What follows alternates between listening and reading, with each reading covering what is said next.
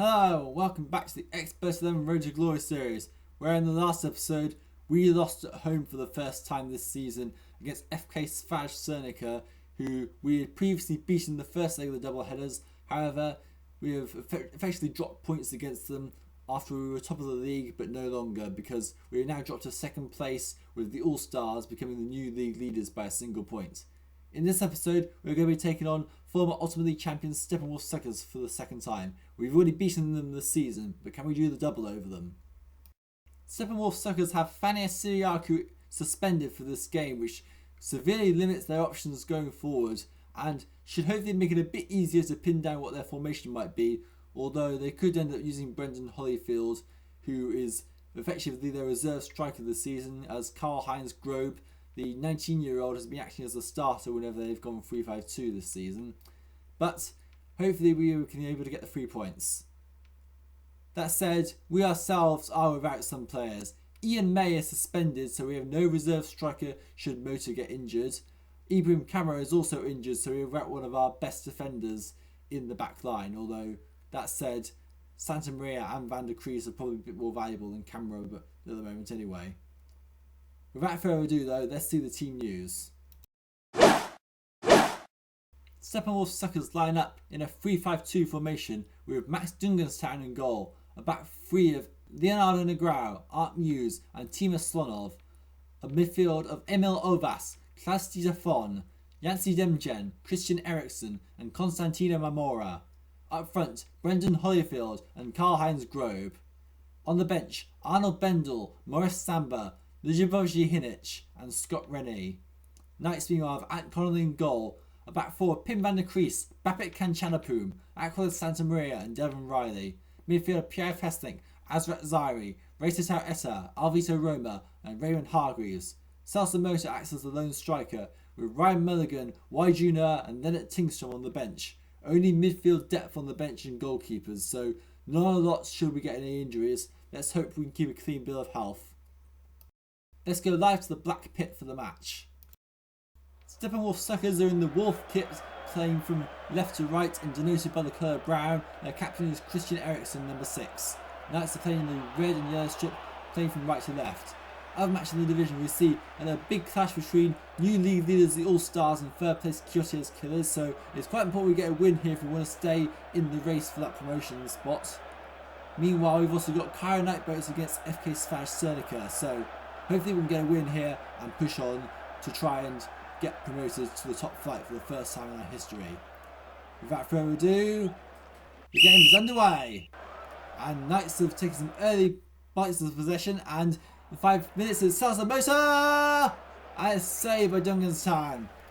Max Dungenstown put up a good save to stop Knights from taking the lead.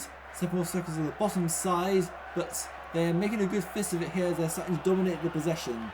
Let's get the ball back here as there's been a goal. Kyotiez Killerz have taken the lead against the All-Stars.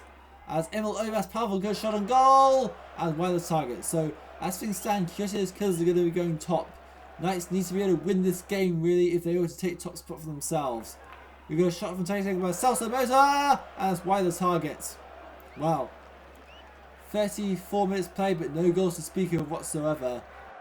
This is going to be half time and the All-Stars have just equalised, so that's pretty big, so they're back top of the league. In the first half, however, it is currently 0-0 between Knights of Sardinia FC and Steppenwolf Suckers. The home side have actually had more possession than Knights, which is kind of concerning really, even if you could say they do have some stronger midfielders than us. But they've only created 1 chance, while Knights have created 2. Steppenwolf Suckers don't have the strongest defence in the world, so hopefully we can break them down in the second half and push on and win the match. Here's hoping. Let's go. So, Scott Rennie is going to come for Klaus Dieter. So, the veteran midfielder adding some sort of extra midfield strength, but likelihood he hasn't been trained much this season, so I'm not quite sure how much strength they're actually adding, as Reitotau Etta has picked up a slight injury. That is pretty bad, to be honest. Reitotau Etta is in danger of getting a serious injury if we're not careful. Fortunately, this is a position we do have depth in with Y Junior available if needs be.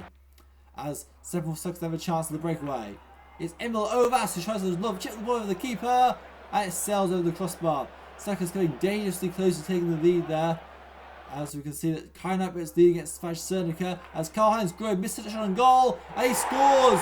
19-year-old Karl-Heinz Grove has put bottom side Steppenwolf Suckers ahead against second place now at Sardinia FC. This is really, really bad. And Pierre Pesnik with a missed shot on goal and it's missed the goal by a hair's breadth. But oh dear, this is pretty bad. We are starting to fall off the pace a bit now if we're not careful, and the All-Stars have taken the lead against Kyotiez Killerz, so things go from bad to worse for us. But we've got a penalty! There's a penalty tonight in the 87th minute, and in the Pim van der Kruis taking the penalty here, and there's the equaliser. Pim van der Kruis has equalised for United Sardinia FC, and as a result, it is 1-1. Now, can we push on and get a winner? Time is running out here. Azrat Zai selfish on a goal, and it's wide of the target. That was the chance. He knows he has missed the chance to give Knights a valuable lead, and now as a result we are 3 points behind the All-Stars and we play them in our next league match away from home. Things aren't going necessarily so well quite recently. Our last win was against Svash Cernica, but since then we rise to the cup, we lost to Svash Cernica, and now we've drawn against the bottom side Steppenwolf Suckers. It's not a particularly great result at all, to be honest.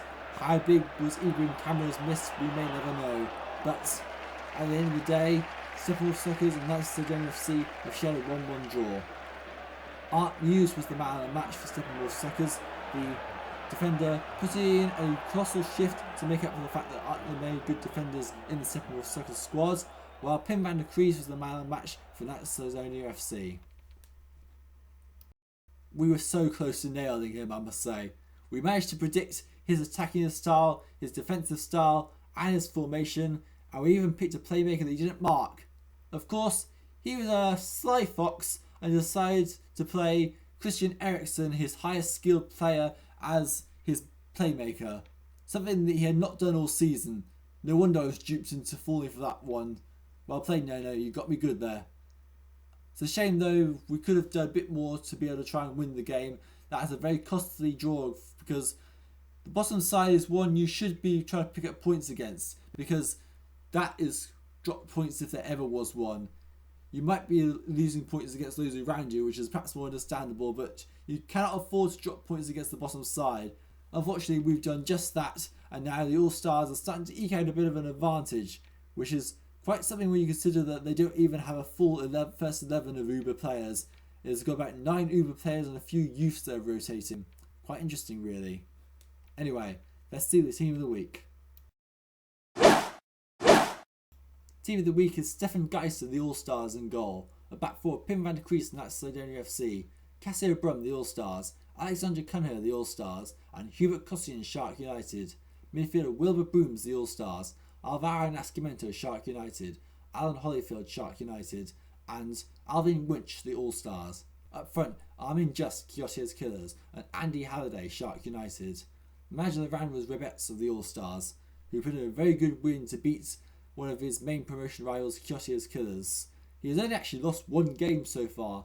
So far, we are actually the only team who's been able to beat him, but he is still proving to be a pretty formidable team and manager, as he's done very, very well indeed to be leading the division at this stage with the squad that he has.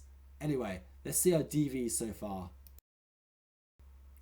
Unsurprisingly, Ibrahim Kamara has dropped to 12 DV due to the fact that he's been injured, and so it looks like it may be a struggle to get him up a bar for this season.